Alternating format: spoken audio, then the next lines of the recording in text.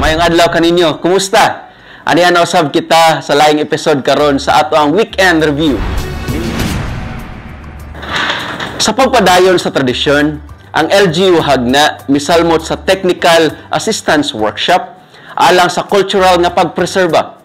Atong paminawon ang detalye ni Samantha Marie Colchu.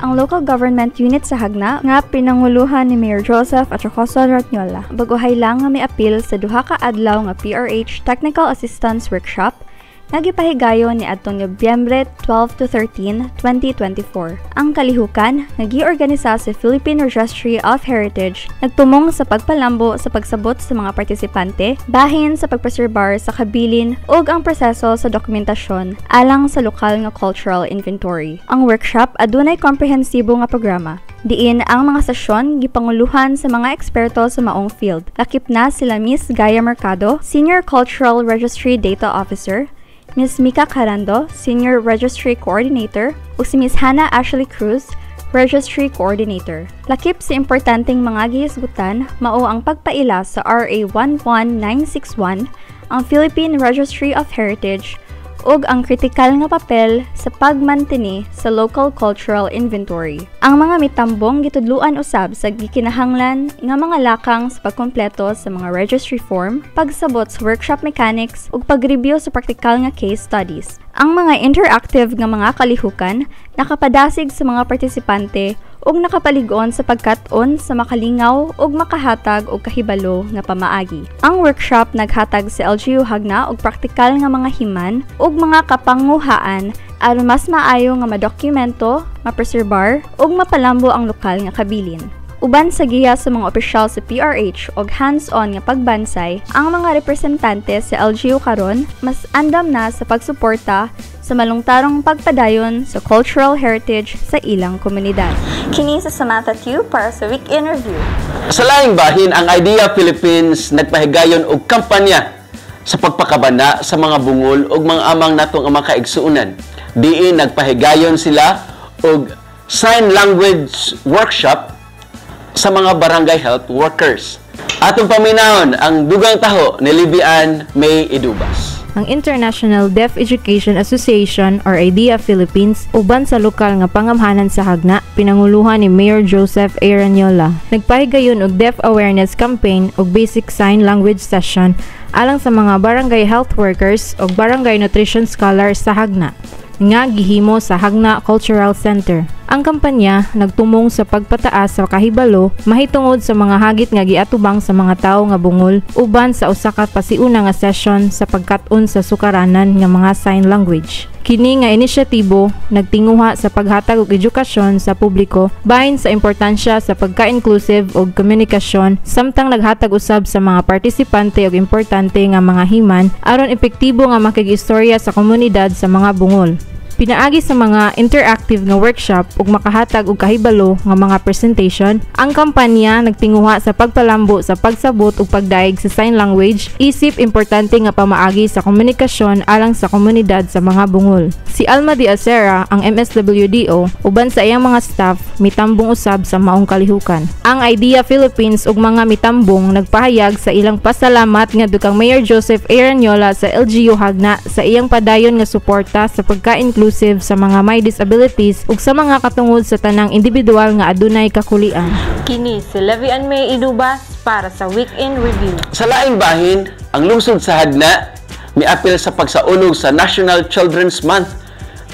Diin gipahigayon kini dito sa Hagna Cultural Center. Dugang detalye atong paminahon ni Sheila May Galinat. Niadtong Nobyembre 14, 2024, ang local government unit sa Hagna pinanguluhan ni Mayor Joseph A. Ratniola, pinaagi sa Municipal Social Welfare and Development Office niuban sa pagsaulog sa National Children's Month dito sa Hagna Cultural Center. Ang tema karong tuiga mao ang Break the Prevalence and the Violence Protecting Children Creating a Safe Philippines. Karong tuiga gisaulog ang National Children's Month usa ka espesyal nga panahon nga nagtumong sa pag-ila ug pagpalambo sa mga katungod ug kaayuhan sa mga bata sa tibuok nasod. Kini ang pagsaulog na nagsilbi nga oportunidad aron ipakita ang importansya importansya sa pag-amuma ug pagpanalipod sa bag-ong henerasyon nga nagsiguro nga madungog ang ilang mga tingog ug matubag ang ilang mga kinahanglan. Laing-laing mga kalihukan ug programa ang ipahayagon sulod sa tibuok buwan aron maapil ang mga komunidad, mapataas sa mga kahibalo ug mapalambo ang suportado nga palibot aron mauswag ang mga bata. Ang maong kalihukan nahimo pinaagi sa paningkamot sa MSWD office nga gipangalunguhan ni Alma Diaz Sera ang MSWDO ug pinaagi sa dakong gugma ug suporta ni Mayor Joseph Eraniola alang sa tanang lumulupyo sa hagna, ilabi na sa mga batanon. Kini si Sheila Megalinato para sa Weekend Review. Ang DSWD nagpahigayon sa AKA Payout. Diin gipahigayon kini didto sa Hagna Cultural Center aron suportahan ang mga pamilyang kabos. Atong paminawon ang dugang detalye ni Jomer J. Bakang. Ang Department of Social Welfare and Development o DSWD nilusad sa ilang ayuda para sa kapos ang Kita Program o AKA Payout ni atong Nobyembre 15, 2024 dito sa Hagna Cultural Center. Ang maong kalihukan gitambungan sa mga hinungdanong opisyales sa lokal nga panggamhanan. Lakip na ang atong Vice Mayor sa lungsod sa Hagna, Chufesto Pagar Jr. Sa ngalan ni Mayor Joseph Raniola, ang Mayor sa lungsod sa Hagna, Congresswoman sa Tercero Distrito nga si Alexi B. Tutor, o Valencia Mayor Neil Baliti nga maoy mga mamumulong sa maong okasyon. Ang AKAP, isa ka programa nga inisyatibo sa DSWD nga naghatag ug pinansyal nga tabang sa mga pamilya nga kabos og kita aron matabangan sila sa ilang inadlaw nga panginahanglanon. Sa maong kalihukan, daghan ang mga benepisyaryo nga nagpahayag sa ilang pagpasalamat sa gobyerno sa paghatag ni ining maong ayuda. Kini nga programa nagpakita sa pagpadayon nga pagtagad sa gobyerno sa mga kabos nga pamilya sa komunidad. Ang mga opisyales nagpadayag sa ilang suporta sa maong programa ug nidasig sa mga benepisyaryo nga gamiton ang ayuda sa hustong pamaagi aron makatabang sa pagpalambo sa ilang panginabuhi. Sa katapusan, padayon ang suporta sa gobyerno sa mga programa nga motabang sa mga kabos nga pamilya sa Bohol.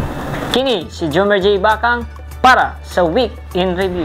Sa laing bahin mga higala, ang Hagna misungkit og daghang award sa Bohol Competitiveness Summit ug nakakuha kita sa ikaduhang pwesto sa kinatibuk-ang kompetisyon.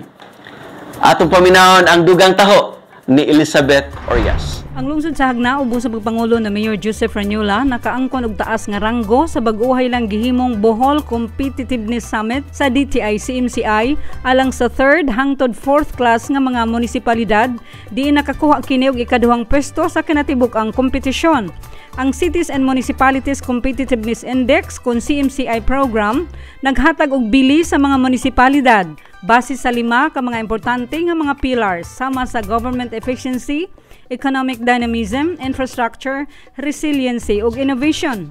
Nagpakita og talagsaong kalampusan ang Hagna pinaagi sa pagkuha sa unang pwesto sa resiliency, ikaduhang pwesto sa government efficiency ug ikatulong pwesto sa tulo ka mga pillars nga mao ang innovation, infrastructure ug economic dynamism. Ang lungsod sa Panglao mao'y nakadaog sa kanatibuk-ang kompetisyon isip 10 competitive nga munisipalidad gisundan sa Hagna sa ikaduhang pwesto ug ang Bin Unido sa ikatulong pwesto. Ang mga mananaog nakadawat og kwartang ganti 65,000 sa unang pwesto, 55,000 sa ikaduhang pwesto ug 45,000 alang sa ikatulong pwesto. Sa mahinungdanong pahibalo atol sa programa, gipahibalo sa provincial nga kagamhanan sa Bohol nga ang mga munisipalidad nga makakuha og unang pwesto sa bisan unsang pilar makadawat og pundo nga nagkantidad og 500,000 pesos alang sa ilang gipiling mga proyekto. Kini nga dugang ganti makatabang sa Hagna diin nakakuha sa unang pwesto sa resiliency. Kining komprehensibong pagtimbang-timbang nakatabang sa pag-ila sa mga lokal nga kagamhanan nga nagpakita og kahanas sa pagpalambo sa competitive og sustainable nga mga komunidad sa probinsya sa Bohol. Ang ligong pagpakita sa Hagna sa tanang pillars nagpamatuod sa pasalig sa munisipalidad sa balanced development ug epektibong pagdumala nga nahimong ehemplo alang sa ubang mga munisipalidad sa probinsya ug sa tibok nasod. Kini nga paningkamot uban sa kakugi sa LGU Hagna Technical Working Group Ubo sa pagpangulo sa atong maabtik nga Mayor Joseph A. Ranyola, diin mapasalamaton siya sa panagtambayayong sa matag usa alang sa kalambuan sa hagna. Og kini si Elizabeth Orias alang sa Weekend Review. Sa milabay usab na semana, ang atong lungsod sa hagna malampuson nga nagpahigayon sa Earthquake Preparedness Symposium. Atong paminawon ang taho ni Jojo Lagare. Niadtong Nobyembre 16, 2024, alauna hangtod sa alas 4 sa hapon ang Hagna Local Government Unit nga pinanguluhan ni Mayor Joseph at sa Coso Ranyola. Nipahigayon og usa ka simposyum bahin sa earthquake preparedness aron mahatagan og kahibalo ang komunidad nahitungod sa mga estratehiya og pangandam nga mga lakang batok sa posibleng mga linog og tsunami didto sa Hagna Cultural Center nga gipangunuhan sa Municipal Disaster Risk Reduction and Management Council o MDRRMC. Ang kalihukan nagdala og dako nga katungdanan sa himtang sa kasamtangan diin padayon nga paglihok sa mga fault line sa Bohol, ilabi na sa Luway hangtod sa Anda naghatag og hadlok sa komunidad. Aron masiguro ang kaluwasan sa tanan, nakigiusa ang LGU ug ang PBOX diin si Engineer Nolan Evangelista ang Science Research Analysis sa PBOX Bohol naghatag og detalyado nga impormasyon mahitungod sa mga peligro ug angayan nga mga buhaton kung maabot kini nga mga kalamidad. Si Engineer Evangelista naghatag og mahinungdanon nga presentasyon kabahin sa kahimtang sa fault line ug mga techniques sa pagpangandam. Usa ka open forum gipahigayon usab aron nga mahatagan og tubag ang mga pangutana gikan sa mga partisipante nga nisalmot sa maong kalihukan. Ipahigayon usab ang pagplano alang sa municipal tsunami ug earthquake drill. Daghang personalidad ug grupo ang misalmot sa simposyum. Ang kalihukan usa ka paningkamot sa LGU aron masiguro ang kaandam ug kaluwasan sa mga hagnaanon. Giawhag ang tanang residente ug sektor nga moapil ug mosuporta sa mga kalihukan alang sa mas luwas nga komunidad. Kini si Arnulfo Jojo Lagare Jr. alang sa Weekend Review. Sa katapusan mga higala, padayon nga nagapamuhat ang ato ang Municipal Agriculture Office sa pagpamakuna sa mga binuhing iro diri sa atong lungsod sa hagna. Atong paminawon ang dugang taho ni Joanna Marie Rosario. Nagbalampuson ang gihimong dog vaccination sa pipila ka barangay sa hagna niadtong Nobyembre 12 o 14 diin daghang mga iro ang nahatagan og libreng bakuna aron mapalambo ang ilang panglawas ug malikayan ang rabies. Niadtong Nobyembre 12, gipahigayon ang dog vaccination sa barangay Kanupaw diin 160 ka iro ang nabakunahan ug 74 ka mga kliyente ang nanambong. Diha sa Nobyembre 14, adunay map-out dog vaccination sa Barangay Pahina, diin 27 ka iro ang nabakunahan og 10 ka kliyente ang niduol aron magpakonsulta ug magpabakuna.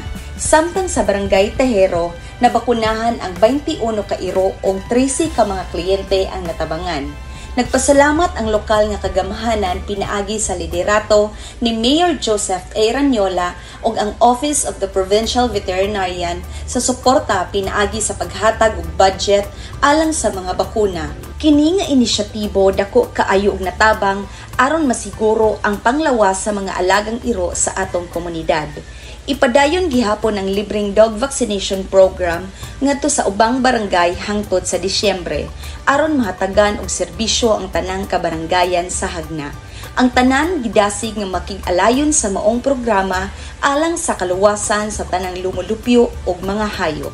Kini nga aktibidad usa ka pamatuod sa panaghiusa ug pagtinabangay sa tibuok komunidad alang sa usa ka mas luwas ug himsog nga hagna. Kini si Joanna Marie B. Rosario para sa atong Week and Review. Mao kadto ang kinatibuk-ang panghitabo sulod sa milabay nga usa ka semana diri sa atong lungsod sa hagna. Sa ngalan ni Mayor Joseph Ranyola, kini ang inyong ubos nga alagad, Jester Monte de Ramos. O kini ang Weekend Review.